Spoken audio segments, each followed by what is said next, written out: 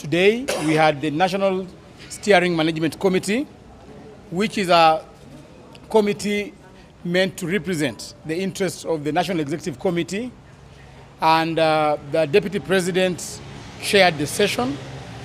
We looked into issues of our level of preparedness on the forthcoming general elections. We have discussed in depth the acquisition of the gadgets that we are going to use in the 27,450 polling stations. Again, we've also discussed in depth how we're going to prepare a training manual so that in the subsequent days, we are going to train our TOTs to ensure that all our counties and our sub-counties have got TOTs who are going to disseminate relevant information to our membership down in the grassroots to ensure that they have the right information as pertains to the forthcoming general elections. Third, we've also looked into a general budget of the elections, but that is work in progress. And we've also agreed that in our next meeting, we're going to come up with a proper plan that we're going to publish in our dailies to ensure that our members know exactly what we are doing here at the Secretariat. Otherwise, we want to say that the party is focused and determined to do the grassroots elections. Our focus is to have grassroots support and grassroots representation at every polling center in this country.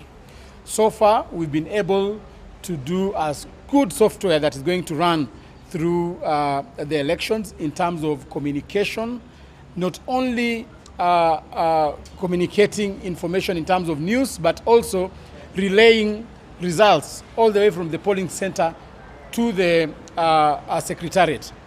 We have devised a mechanism whereby results will be known 5 minutes after close of polling centers. So it's going to be a transparent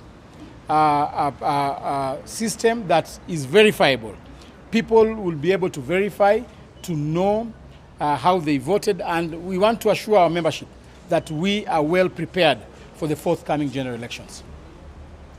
There has been concern about the election. During the NDC, there were some suggestions that the election should be pushed to next year. The party leader is on record saying that the elections will be held on 9th of December. What is the position as it stands? As it stands right now, the elections will be held on 9th December, but that resolution made by the National Women Congress last week is an agenda that has been put for a meeting in the subsequent week. We have a meeting on 2nd of November, which will be chaired by the party leader, and I think that decision will be made then. But as it stands right now, the elections will be held on 9th of December. So everybody to prepare. All aspirants and all candidates who aspire to be leaders in our party should continue registering as candidates, and all the information is on our website. Still speaking to the matter of, you said, with every general election, first of all, there are those who feel that it's again too soon, and again, with every general election, you expect some wrangles inside within the party, that's the National Party. What's your take, and even those that are saying it's too close, and even conflict management after that particular election exercise? We do not have any wrangles in UDA. What we have is a big democratic space whereby everybody has got the liberty to say whatever he wants to say, and we have an amicable way of sorting out all the conflicts. Today in the morning, we've had 4 sessions with the Isiolo elected leaders, with the Kajiado elected leaders, Marsabit elected leaders, and Wajir elected leaders. We are trying just to find a way amicably where we can have a solution to the conflicts that are there right now. But a party without conflicts is not a party. A political party with conflicts, this is a sign of a vibrant party. So we are up to the task. We have all the mechanisms to ensure that we have an amicable way to sort out upcoming resolutions, and we are going to have so many conflicts ahead of the election and even after elections. We have a proper mechanism to ensure that we put our membership together. Asante sana Chair. There is a petition against you by Senator Paul basically asking for you to be stepped from the preparation Cabinet resolve that matter? Oh, I share our WhatsApp group with Boni Khalwale. I saw that thing on WhatsApp, but as a secretariat, we've not received anything. So I'm yet to receive that petition. Yeah, but as to when it comes to the secretariat, we shall adjudicate it using the mechanisms of the party. We are a democratic party. Everybody has a right to petition. So, and the treasurer will speak on it because I'm an interested party. I don't want to sound as if I have a position, but as to when it comes, we are free. We are a democratic party. We are welcoming any petitions from the SG to the treasurer to whatever membership. We are welcoming any petition, but we are keen to sorting out any conflict amicably. Even Boni Khalwale, we emanate from the same village with him.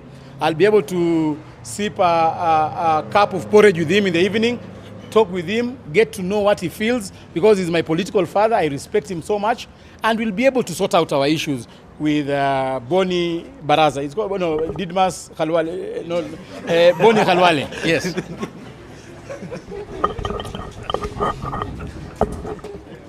Thank you so much. As the SG has said, we have been here with the deputy party leader to see the preparedness of our elections that we intend to have in the 9th of December, and we want to assure each and every member and all Kenyans that we are going to have a verifiable, accountable election, that nobody that will not be having any wrangles as a party, and we do not have any wrangles as a party. So as SG has said, we'll be having the deputy party leader here every 2 weeks and the party leader here after every 1 month to make sure that we are prepared as a party. And we want to tell our members that, the world has gone digital, and as a party we have also gone digital. We are going to use the digital platform to vote, which is a very easy system to use and which will be very verifiable to members, and we are able to get results 5 minutes after we have voted.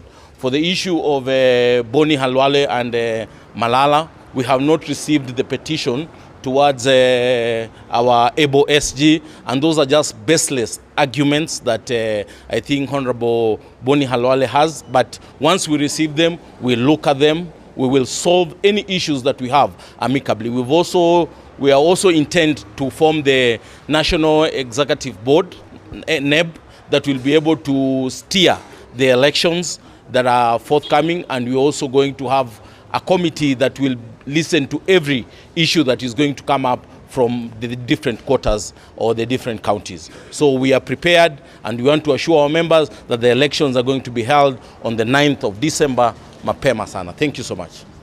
We have a member of parliament here of Keses. Labda aseme kitu Mheshimiwa Ruto. Okay, thank you so much. Mine on my part as a member of the party, I may not say much from the executive point of view, but rather I want to say on behalf of my colleagues, we really want to appreciate our party UDA. For the first time, we have a party that is young in terms of time, but it is advancing in terms of putting proper structures to ensure we have a formidable party that believes in democracy, believes in inclusivity, believes in public participation. The process that we are starting quite early on time to ensure we have a proper election so that members of the party from the ground feels the importance of participating and in decision-making process. We really want to appreciate them. Whatsoever, if you compare with the other parties that have been here for more than 10 years, I want to tell you this is one of the parties that Kenyans are going to look upon it. In fact, it is now triggering discussion even among the other parties. I've just seen yesterday that one of the parties are beginning to discuss on the issue of election board, meaning that this is the direction to go, and UDA now is a lead party in the Republic of Kenya, where we want to ensure that henceforth, as a country Kenya, we are not going to form parties as a vehicle for election, because that has been what has been saying in the corridors.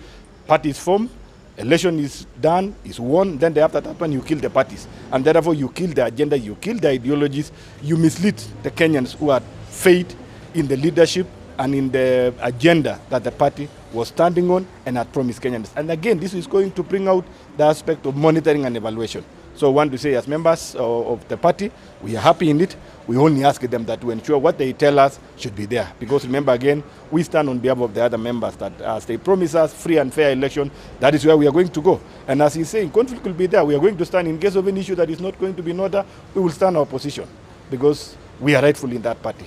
But at the moment, we are very happy in the way they are putting our issues. Probably my colleague, one of these fine days, as an accountant, I will be asking him now, please, can you demonstrate financial statements of the party? Because I'm a contributor or in my subscription. Those are the issues that we are looking forward. And we want to set a base in this Kenya and in Africa that it is possible to have a party that is going to believe in its ideologies and values and stick to it to the latter and ensure that it's going to build up a generation after generation. Like the first world countries, America, they have only 2 parties.